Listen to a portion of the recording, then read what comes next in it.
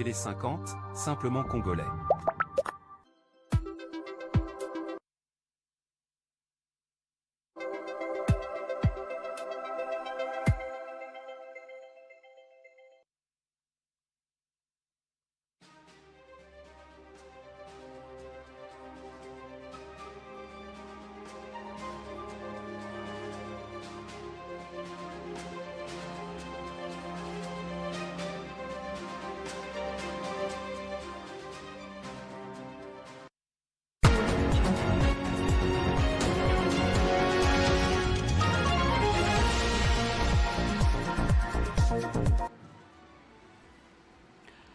Au sommaire de ce journal à Kinshasa, le Sénat se réunit ce lundi 13 avril au Palais du Peuple pour examiner la prorogation de l'état des sièges et l'organisation du recensement général. La question de carte d'identité, essentielle pour la planification démographique, sera également en toile de fond. Au Sankourou, des tensions persistent autour de l'élection du gouverneur. À l'approche du scrutin, le Conseil d'État est appelé à se prononcer sur des irrégularités. Dans le monde, les négociations entre les États-Unis et l'Iran ont échoué sur le programme nucléaire iranien. À la suite de cet échec, Donald Trump a menacé Téhéran et ordonné le blocage du détroit d'Ormuz par la marine américaine. Merci de choisir Télé 50. Le Sénat se réunit en séance plénière ce lundi 13 avril au Palais du Peuple. Deux dossiers majeurs au cœur de l'actualité nationale seront examinés. D'abord, la prorogation de l'état des sièges et l'organisation du recensement général de la population et de l'habitat. En toile de fond, la question de l'actualité des cartes d'identité très attendues par la population apparaît comme une nécessité pour doter l'État d'outils fiables de planification démographique. Attendu de longue date, le recensement général de la population en République démocratique du Congo est considéré comme un levier essentiel pour la planification du développement en permettant au gouvernement de disposer des données statistiques actualisées et fiables. Le Sénat est cette fois-ci appelé à se prononcer sur la question à travers la présentation du projet aux élus en plénière. Bien avant, en mars dernier, la Chambre basse du Parlement, suite à l'audition de Diène Keïta, sous-secrétaire des Nations Unies et directrice exécutive du Fonds des Nations Unies pour la population, avait dans ses recommandations exhorté le gouvernement congolais à faire du recensement le pilier de son action permettant d'avoir des données démographiques fiables et actualisées pour la mise en œuvre des politiques publiques. L'Assemblée nationale avait également recommandé au gouvernement de disponibiliser des moyens budgétaires et extra-budgétaires pour la réalisation de ces deuxièmes recensements au pays. Parlant de ces deuxièmes recensements, le dernier remonte à 1984, soit plus de 4 décennies. Dans cette perspective, Kinshasa entend accélérer sa mise en œuvre avec un lancement des opérations de terrain envisagées d'ici juillet 2026. Aux notes des rappels, en juin 2023, la Commission électorale nationale indépendante CENI et l'Office national d'identification de la population ONIP avaient signé un protocole d'accord s'inscrivant dans le cadre de la mutualisation des efforts pour mener à bon port l'identification et le recensement de la population en vue de doter celle-ci d'une carte d'identité. Une promesse, un processus qui peine à se réaliser à ce jour. L'impact ne s'est limité qu'à la phase expérimentale avec le président de la République, Félix-Antoine Tshisekedi, seul citoyen congolais jusqu'alors à détenir cette carte d'identité. 2 années en arrière, les rumeurs de détournement de fonds décaissés pour l'impression des cartes d'identité biométriques ont défrayé la chronique, mais le démenti de la direction générale n'a pas tardé. Toutefois, cette situation a semé le doute quant à la fiabilité de cette structure à recenser et octroyer la population de la carte d'identité dans un délai près. En vue d'accélérer le processus, en cette année 2026, la Commission électorale nationale indépendante a une fois de plus procédé au mois de février dernier à la remise officielle du fichier électoral des électeurs enrôlés au cours de l'année 2022 à l'ONIP lors d'une cérémonie organisée au ministère de l'Intérieur à Kinshasa, la capitale. De ces faits, pour soutenir ces projets d'envergure, une table ronde des bailleurs de fonds s'est tenue le 23 mars 2026 à Kinshasa autour du président de la République. Le coût global du recensement est estimé à près de 200 millions de dollars américains plusieurs partenaires techniques et financiers ont déjà manifesté leur engagement, dont la Banque africaine de développement, qui a annoncé une contribution significative. Direction le Sankuru, où le processus électoral pour l'élection du gouverneur et du vice-gouverneur continue de susciter des divergences. Après plusieurs reports et à quelques jours du scrutin prévu par le calendrier de la CENI, le Conseil d'État a été saisi en appel pour des irrégularités et des tentatives de fraude. Ce verdict s'annonce déterminant pour la suite du processus électoral dans la province. Après la décision de la Cour d'appel du Sankuru tranchant les contentieux de l'élection du gouverneur et vice-gouverneur du Sankuru, la plus haute juridiction administrative du pays, à l'occurrence le Conseil d'État, a été saisi en appel par les candidats gouverneurs du Sankuru, Justin Omokala, où il a accusé la CENI et les candidats Gilles Lodi et Mongo de préparer une fraude électorale. Le Conseil d'État a, lors de son audience, examiné le fond du litige opposant les deux candidats, Justin Omokala et Gilles Lodi. Il était question pour la haute juridiction de demander au Conseil d'État de surseoir la poursuite du processus en attendant de trancher définitivement ce contentieux afin de permettre la poursuite du processus électoral par la Commission électorale nationale indépendante. À cet effet, plusieurs irrégularités ont été soulevées par les avocats. À l'été de la requête d'appel que nous avons exercée contre le REA 440 de la Cour d'appel de Sankuru, nous avons eu à contester la décision menant au retien de défaut de qualité de notre client dans le sens de la contestation de l'éligibilité ou de la candidature de la Cour à la candidature de son opposé ainsi que son colistier, en l'occurrence M. Lodi et Mongo, ainsi que M. Motomoke Charles comme candidat vice-gouverneur. Nous avons exposé, comme l'exige le coutume, ainsi que la pratique devant le Conseil d'État, nous avons exposé le fait, nous avons discuté en droit, nous avons relevé plusieurs irrégularités qui ont mené à ce que le premier juge, je cite ici le juge de la Cour d'appel près de Sankuru, a évoqué notamment sur les défauts de qualité, où nous avons eu à balayer des revers de la main en démontrant que noir sur blanc, qu'elle s'est contredite avec la CENI qui a publié récemment dans plusieurs communiqués la candidature régulière de notre cher client. Et ensuite, nous avons battu en brèche plusieurs irrégularités. Il s'est de souligner que la CENI est tenue de se conformer aux décisions de l'autorité judiciaire. Le respect strict des décisions de justice demeure un élément essentiel pour crédibiliser ces processus électoraux, d'autant plus que la République démocratique du Congo se veut un état de droit. Dans un autre chapitre, après plusieurs semaines de suspension, les négociations entre le gouvernement congolais et la FC23 reprennent en Suisse du 13 au 17 avril 2026. Ces discussions doivent permettre d'identifier les blocages et de fixer un nouveau calendrier. L'objectif des médiateurs est de faire le point sur l'application de 2 protocoles déjà signés par les parties afin de tenter de ramener la paix dans l'est de la RDC. Ces accords portent sur la cessation des hostilités et les mécanismes des 2 engagements militaires dont la mise en œuvre reste toutefois partielle sur le terrain, selon plusieurs sources proches du dossier. Et dans le Olomami, le chef de l'exécutif provincial, Marmon Banzamouloumé, a clôturé samedi les activités du mois de la femme. C'était lors d'une cérémonie organisée à la base militaire en présence de plusieurs invités venus pour la circonstance. Les activités du mois de mars se sont clôturées ce samedi 11 avril 2026 à la base Loumoué dans une ambiance de fête et de recueillement. Le gouverneur du Olomami, honorable Banzamouloumé Marmon, accompagné de certains membres de son gouvernement et les services de sécurité, a pris part au culte d'action des grâces organisé par les épouses des militaires.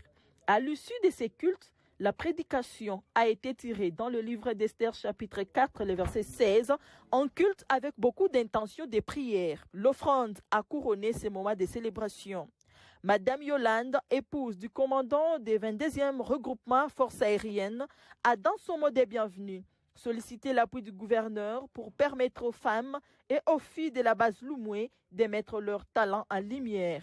Les moments forts étaient aussi la remise des cadeaux au numéro 1 de la province, Banzamouloumé Marmon, Prenant la parole, le chef de l'exécutif provincial a demandé aux épouses des militaires de prier sans cesse pour le chef de l'État, commandant suprême des forces armées et de la police nationale congolaise, champion de la masculinité positive, qui se bat pour rétablir la paix à l'est du pays, avant d'offrir à son tour une enveloppe consistante aux épouses des militaires pour appuyer leurs initiatives. Militaire, boye bipasi ya guerre. Bato mususu bayebaka guerre pasi na ngote. Bato mususu bayebaka te que s'occuper ezate bana na biso bakoyi kotanga.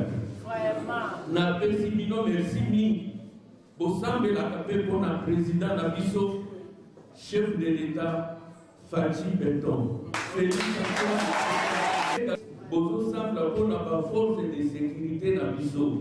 La cérémonie du jour s'est déroulée dans un climat d'ambiance et de communication fraternelle. La participation du gouverneur témoigne l'attention qu'il porte aux femmes de la base et leur contribution au sein de la communauté. C'est dans cette ambiance festive qu'a pris fin la cérémonie du jour.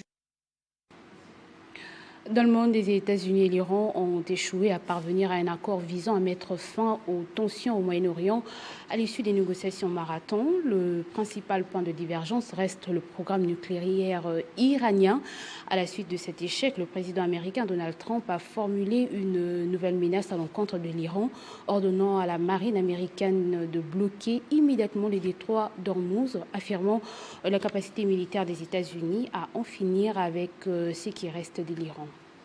Nous rentrons aux États-Unis sans être parvenus à un accord, une expression d'échec au sortir des négociations entre les États-Unis et l'Iran, débutées vendredi 10 avril. Si d'aucuns espéraient à une voie de sortie des crises, la réalité est tout autre. Les deux pays ne se sont pas convenus sur le point proposé de part et d'autre. Près de 21 heures de négociations qui n'ont abouti à un consensus. Les États-Unis ont déploré l'absence de promesses fermes de Téhéran pour un abandon de son programme d'armement nucléaire. De son côté, l'Iran juge déraisonnables les demandes des États-Unis, disant que sur certains points, ils étaient parvenus à un consensus, mais un désaccord persistait sur 2 ou 3 questions importantes. Depuis cette annonce dimanche matin, aucune partie ne s'est exprimée ni côté américain ni côté iranien sur la poursuite ou non de la trêve en cours. Le Pakistan, qui jouait les médiateurs, appelle toutefois à la désescalade. Pour lui, il est impératif que les parties continuent à respecter leur engagement en faveur du cessez-le-feu de 2 semaines. Le Pakistan dit jouer et continuera de jouer son rôle pour faciliter les rapprochements et le dialogue. Ce même dimanche, le président américain Donald Trump a annoncé dans un message publié sur son réseau social l'ordre donné à la marine américaine de bloquer immédiatement les détroits d'Ormuz, menaçant d'intercepter tout navire ayant acquitté un péage auprès de l'Iran en eau internationale. Justifiant cette décision par l'échec des négociations sur le dossier nucléaire iranien, Trump a également ordonné la destruction des mines posées par l'Iran dans les détroits, avertissant que toute riposte iranienne contre les navires américains ou civils exposerait les pays à des frappes militaires. Il a par ailleurs affirmé que d'autres pays participeraient à ces blocus, concluant son message par une mise en garde explicite sur la capacité militaire américaine à, selon ses termes, finir ce qu'il reste de l'Iran. À l'occasion du 72e anniversaire du président national de l'Église du Christ au Congo, de l'élection du président national du Milapro ainsi que de la prise en fonction du deuxième vice-président du Sénat, Norbert Basengezi Kantintima, un culte d'action de grâce a été organisé dimanche à l'Église du Christ au Congo, 13e communauté baptiste du fleuve Congo à Gombe. En présence des autorités, des sénateurs, des députés, de la presse nationale et des cadres du parti ANCE, les fidèles remercient Dieu pour l'élévation de Norbert Basengezi Kantintima. L'officiant a rappelé que tout pouvoir vient d'en haut. Le 72e anniversaire du président national et représentant légal de l'Église du Christ au Congo, et enfin l'élection du président national du Milapro au poste de deuxième vice-président du Sénat. Dans le même esprit, des prières des pasteurs ont été organisées en faveur du deuxième vice-président du Sénat afin d'obtenir la grâce, la sagesse et la paix pour sa mission. Pour le secrétaire permanent de l'Union sacrée de la Nation, le professeur André Mbata, il s'agit d'une nouvelle mission porteuse d'espérance et de responsabilités au service du pays. Le faiseur des signes et des prodiges pour ce qu'il accomplit pour nos deux frères ici présents, le révérend Dr Bokundoa et l'honorable Norbert Basengezi. C'est en effet un grand jour pour eux, un grand jour pour nous, un grand jour pour l'Église. Devant l'Assemblée, le deuxième vice-président du Sénat, Norbert Basengezi Kanditima, a exprimé sa foi et son assurance pour bâtir un Congo meilleur. À tout moment, quand vous donnez 10 francs à Jésus, il va les multiplier par 1000. On avait inauguré un centre d'accueil protestant. Je lui ai dit, quand je donne $100, Dieu m'envoie $10 000. Et c'est ça la vérité. Nous qui sommes des chrétiens, parmi les députés nationaux ici, nos gouverneurs, les sénateurs, les provinciaux, la société civile, imitez ça, vous verrez que Dieu va vous bénir. Enfin, le président national des églises du Christ au Congo, André Gédéon Bokundoa Bolikabe, a remis au vice-président une Bible, symbole de loyauté et de foi envers Dieu, scellant ainsi cette cérémonie d'action de grâce sous la bénédiction divine. En sport, pour terminer, les Léopards senior dames de la République démocratique du Congo se sont qualifiés pour la finale du tournoi FIFA série Thaïlande 2026 ce dimanche 12 avril à Ratchaburi après une large victoire 7-1 en demi-finale face à l'Indonésie. Grâce à cette performance dominante, la RDC accède à la finale où elle visera le trophée. Surpris à la 7e minute de jeu par l'ouverture du score indonésienne sur penalty signé Claudia, les Congolaises ont rapidement réagi en inscrivant 3 buts par Merveille Kanjinga, Flavine Mawete et Marlène Cassage, 3 buts à 1, score à la mi-temps. À la reprise, la prestation exceptionnelle des Léopards Dames a suivi son cours, une domination large avec 7 buts contre 1 en cette demi-finale de la FIFA Série 2026 disputée en Thaïlande. Pour le cours de la rencontre, dès les premières minutes, les Congolaises avaient affiché leur ambition en imposant un pressing intense et un jeu offensif bien structuré. Supérieures techniquement et tactiquement, elles ont rapidement pris l'ascendant sur leur adversaire, multipliant les occasions et trouvant les chemins défilés à plusieurs reprises, dont 7 ont produit des résultats. Malgré une timide réaction de l'Indonésie, les Léopards Dames n'ont jamais relâché leur emprise sur la rencontre. Solides en défense et efficaces en attaque, elles ont déroulé leur jeu jusqu'au coup de sifflet final selon une victoire éclatante. Grâce à ces succès retentissants, la République démocratique du Congo, les Léopards Dames, se qualifient pour la finale de la FIFA Série 2026 en Thaïlande.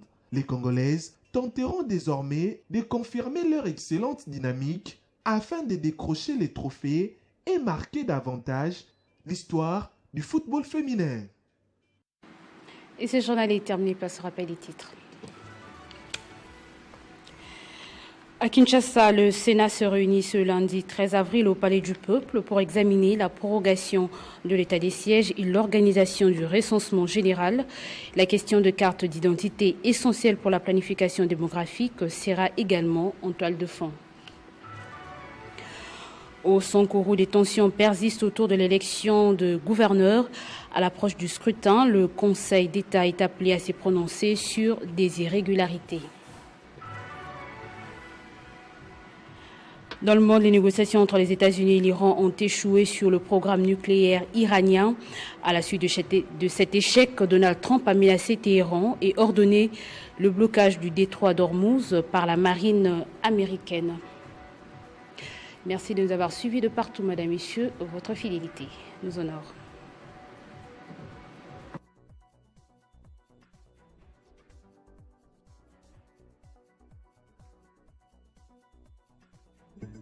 Retrouvez toute l'actualité en continu sur www.tele50.cd.